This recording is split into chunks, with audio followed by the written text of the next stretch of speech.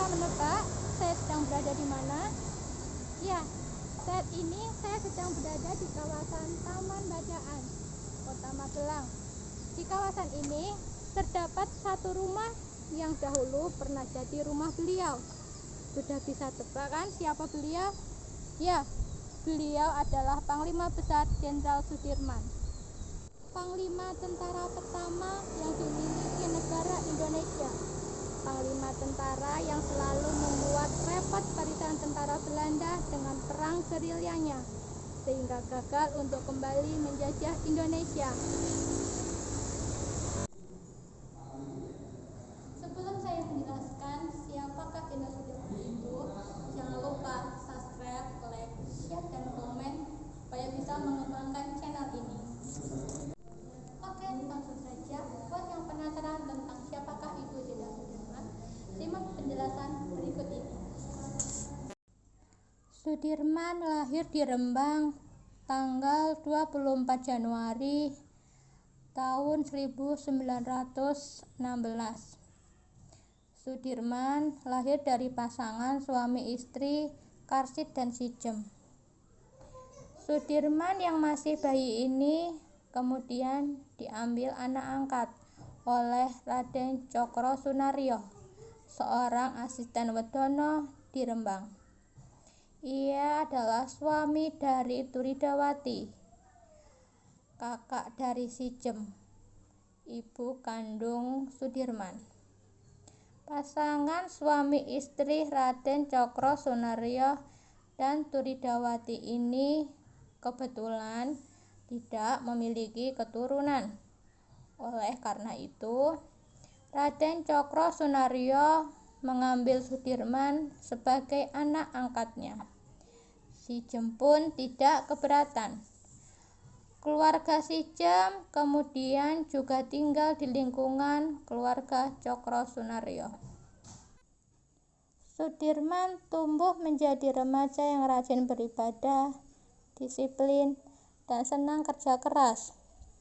Semasa bersekolah di Mulo atau Mir Wijrit Leger Underwich Wiwaratomo, mulai tampak tanda-tanda ketokohannya.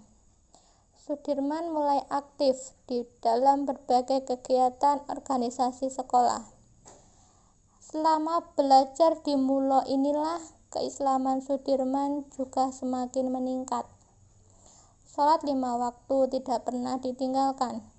Bahkan Sudirman mulai rajin sholat malam dan senang prihatin dengan puasa sunnah.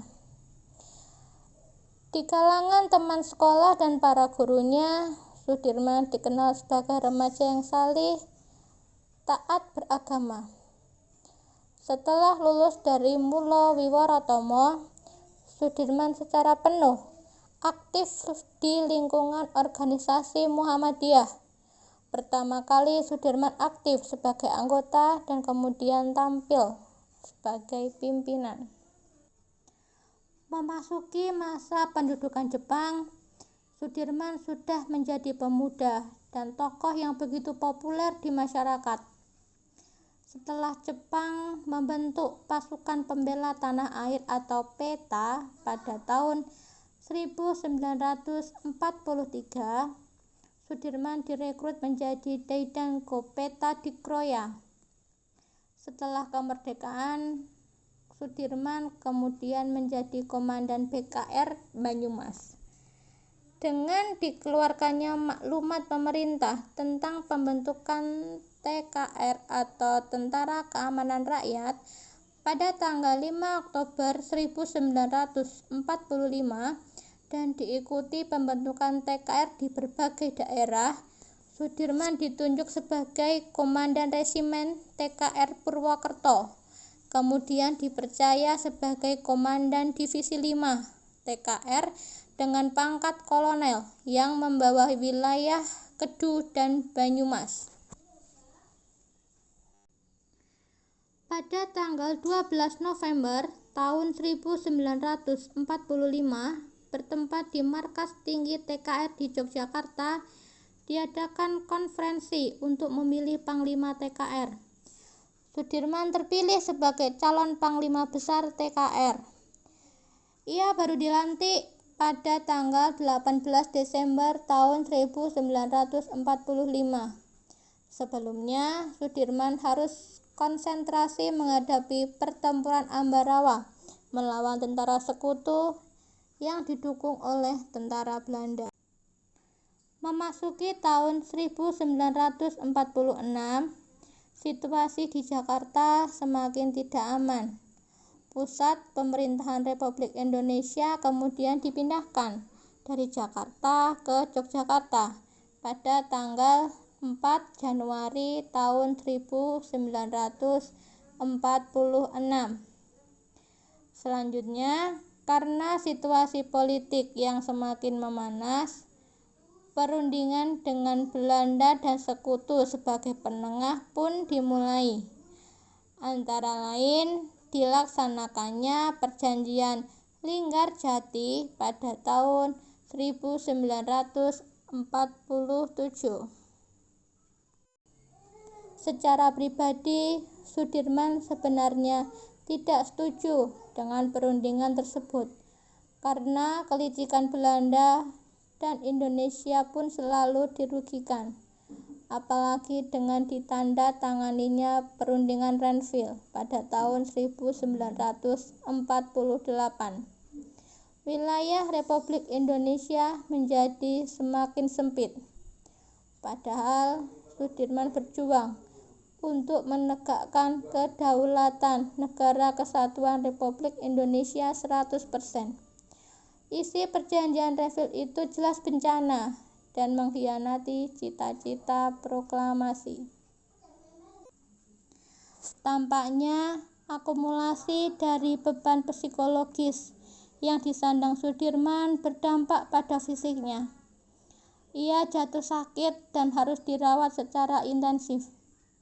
Di saat ia dalam keadaan sakit, Belanda pada tanggal 19 Desember tahun 1948 melancarkan agresinya ke wilayah Republik Indonesia.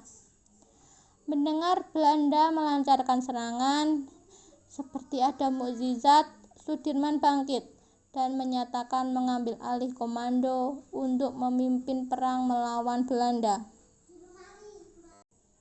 Keberhasilan Jenderal Sudirman membuat Jenderal Spoor semakin frustasi. Dalam kondisi yang tidak menentu, dikabarkan kemudian Jenderal Spoor meninggal pada tanggal 25 Mei tahun 1949. Ada yang menyebut karena stres, ada yang mengabarkan karena serangan jantung. Di sini dapat dipahami bahwa perang gerilya yang dipimpin oleh Jenderal Sudirman seperti tak pernah mengenal kata putus. Perang yang menghabiskan waktu selama 7 bulan dan menempuh jarak 1125 km memberikan bukti tentang ketokohan Jenderal Sudirman.